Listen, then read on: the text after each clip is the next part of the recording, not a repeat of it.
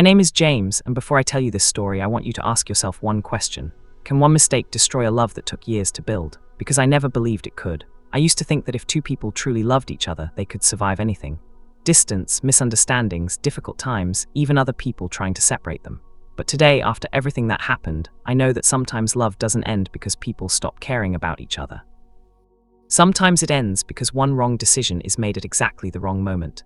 This is the story of me and Mary, the girl I once believed I would spend the rest of my life with. My name is James, and Mary was not just my girlfriend. She was the person I had started imagining in every part of my future. I met Mary through my friend Linda. Linda worked with me, and one day our conversation somehow turned toward Mary. Linda told me a little about her and eventually helped us start talking. At first, Mary wasn't interested in having a relationship. She was careful. She didn't trust people easily, and she didn't want to give her heart to someone without knowing whether that person was serious. I understood that, so I never tried to force anything. I kept talking to her slowly, patiently, and respectfully. It took almost 6 months before Mary finally began to trust me enough to call what we had a relationship. Those 6 months felt like a lifetime to me, but when she finally opened her heart, I believed every second had been worth it. In the beginning, our relationship was simple. We talked on the phone, sent messages, shared our daily lives, and slowly became emotionally dependent on each other. We didn't have everything, but we had something I believed was much more valuable. We trusted each other. Our conversations eventually reached the point where we started talking about marriage. We discussed what our future home might look like, what kind of life we wanted, and what we would do once we were finally together. I remember thinking that I had finally found the person I wanted to grow old with, but life doesn't always follow the plans we make. After about 1 year, Mary joined a company where mobile phones were not allowed during working hours. Suddenly, the calls became shorter. The messages became less frequent. Sometimes I would wait all day just to hear her voice for a few minutes. At first, I became worried. I wondered if she was losing interest in me. I wondered why she wasn't giving me the same amount of time anymore. But Mary explained the situation, and I tried to understand. I told myself that real love isn't measured by the number of messages someone sends. Sometimes circumstances simply make communication difficult. So I waited, I trusted her. And even though our communication had changed, our relationship continued. 2 years had passed since we started talking. I believed we had already survived the difficult stage. I believed nothing serious could come between us anymore. I was wrong. One night at around 1 a.m., Mary and I were talking on the phone. It was a normal conversation. We were talking about our day, our future, and the little things that couples talk about when they feel comfortable with each other. Then suddenly, Mary became quiet. I asked her what had happened. She told me that she had received a message from an unknown number. A few moments later, that number called her. Then it called again and again. Mary sent me the number and said she didn't know who the person was. She told me that this wasn't the first time someone had disturbed her like this. She had already blocked many numbers connected to the same person. Then she told me his name. His name was John. John wanted Mary to leave me and start a relationship with him. Mary told me that she had rejected him repeatedly. She had made it clear that she wasn't interested, but he refused to accept her decision. She had blocked around 20 numbers because he kept contacting her. Hearing this made me angry. I wanted to protect Mary. I wanted to confront the man who was disturbing her, but Mary immediately warned me. She said, "James, please don't do anything. Tomorrow I'm going to work and my phone will be with my mother. Don't call or message this number. I don't want anything to become a problem for me later."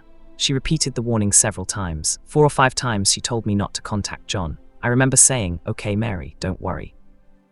I won't do anything." Those were my words, but the next morning I didn't keep my promise.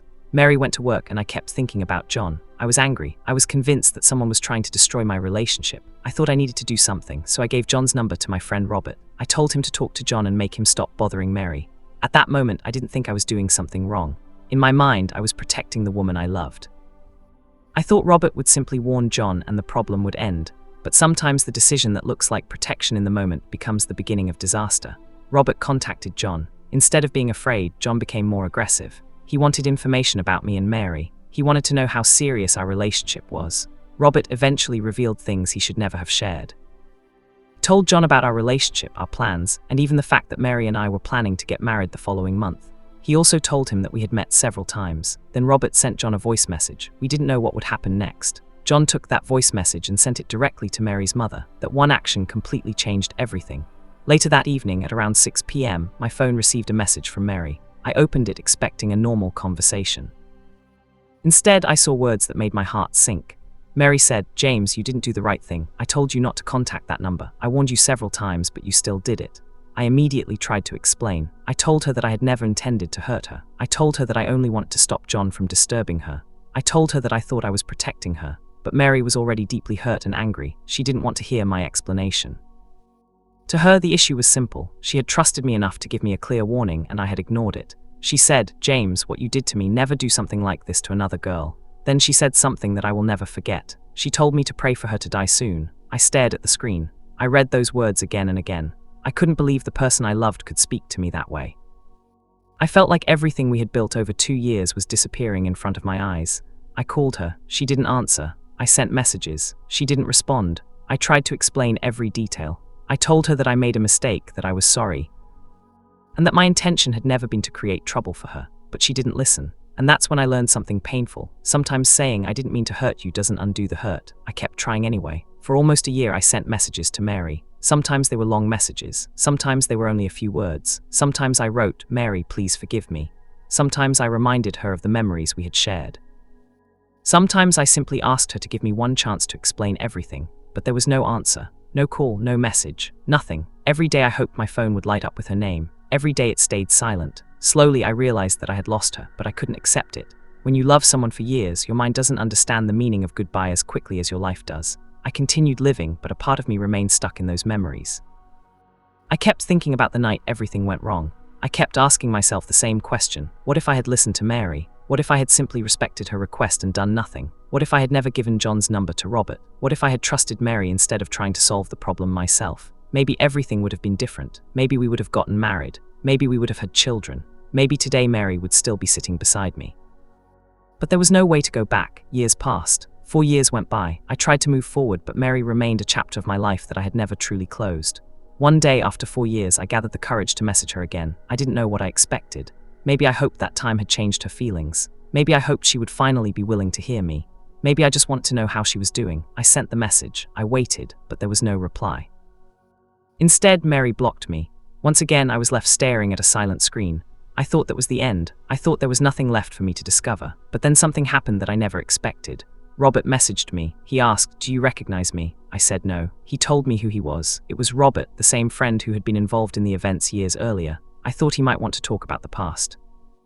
I had no idea he was about to tell me something that would completely destroy whatever hope I still carried inside me. Robert told me, "Mary and I got married." For a few seconds, I couldn't understand what I was reading. I looked at the message again. Mary had married Robert, the same Robert who had once contacted John, the same Robert who had been involved in the chain of events that destroyed my relationship with Mary. And then Robert told me they had 2 children.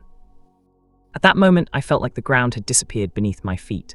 I didn't know what to say. I didn't know whether to be angry, shocked, heartbroken, or simply silent. The girl I had once imagined marrying was now someone else's wife. The future I had imagined with her was now being lived by someone else. I started crying, not because I thought I could change the past, but because I suddenly understood that the past was truly gone. There would be no second chance, no wedding, no future together, no happy ending, just memories. And one question that has followed me ever since: who was really responsible for destroying our relationship? Was it me? I did ignore Mary's warning. I did give John's number to Robert. I made a decision that she had specifically asked me not to make. Maybe if I had listened, none of this would have happened. But was it entirely my fault? John deliberately tried to come between us. He repeatedly harassed Mary and refused to respect her rejection. Robert shared private information that should never have reached John. He revealed details about our relationship and our marriage plans. And Mary, could she have given me one opportunity to explain? Could she have listened to me before ending everything? Maybe she had every right to be angry. Maybe she was hurt and believed I had betrayed her trust, but was ending a 2-year relationship without hearing my side the right decision. I still don't know, and perhaps that's the hardest part of this story.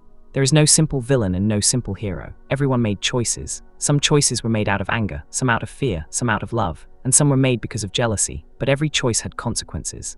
Looking back today, I understand that love isn't only about caring for someone. Love is also about respecting their boundaries, listening to their fears, and trusting their decisions. I thought I was protecting Mary, but I failed to respect what she had clearly asked me to do. That was my mistake. At the same time, I also learned that when other people enter a relationship, misunderstandings can grow faster than truth. One message can create doubt. One voice note can destroy trust. One careless conversation can reveal secrets. And one wrong decision can change 2 people's lives forever.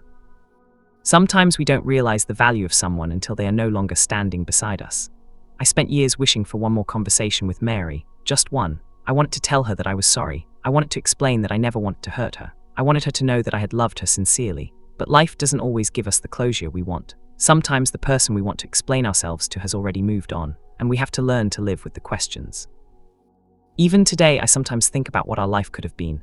Maybe we would have had a home together. Maybe we would have had children. Maybe we would have grown old together. But those are only possibilities now. The reality is that Mary has her own family, her own life, and her own story. And I have mine. If there is one thing I wish I could tell my younger self, it would be this. When someone you love tells you not to do something, don't assume you know better. Listen, trust them. Think before you act, because sometimes you can destroy the very thing you are trying to protect. I also learned that forgiveness is not something you can demand. You can apologize, you can explain, you can wait, but you cannot force someone to forgive you. Mary had the right to make her own choice, even if that choice broke my heart. Maybe she was wrong. Maybe I was wrong. Maybe John was the biggest reason everything started. Maybe Robert made the situation worse. But in the end, the relationship was gone, and nothing could bring those years back. So now I want to ask you something. If you were in Mary's place, would you have forgiven James after hearing his explanation? If you were in James's place, would you have done the same thing to protect the person you loved? And most importantly, who do you think made the biggest mistake? James for ignoring Mary's warning, Robert for sharing private information, John for deliberately trying to destroy their relationship, or Mary for refusing to hear James's side of the story? Tell me your honest opinion in the comments. Don't just choose a side, tell me why, because maybe your answer will help someone else avoid making the same mistake. And if this story touched your heart, don't forget to like this video and subscribe to the channel. We bring you emotional, mysterious, heartbreaking, and unforgettable relationship stories that make you think long after the video ends. Sometimes a story isn't just a story. Sometimes it is a warning. And maybe James's story is a warning that one careless decision can change an entire lifetime. So before you act in anger, before you trust the wrong person, before you reveal someone's secret, and before you make a decision that cannot be undone, stop for a moment and ask yourself one simple question. If I do this, will I regret it when it's too late? Because sometimes the hardest punishment isn't losing someone. The hardest punishment is knowing that you may have had the power to save the relationship, and you didn't. This was James's story. A story about love, trust, jealousy, mistakes, and a goodbye that never truly ended. And perhaps the saddest part is that James never stopped loving the memory of Mary, even after Mary had stopped waiting for him. So tell me in the comments, was James the victim, the person responsible, or simply a man who made one terrible mistake at the worst possible moment? The answer is yours.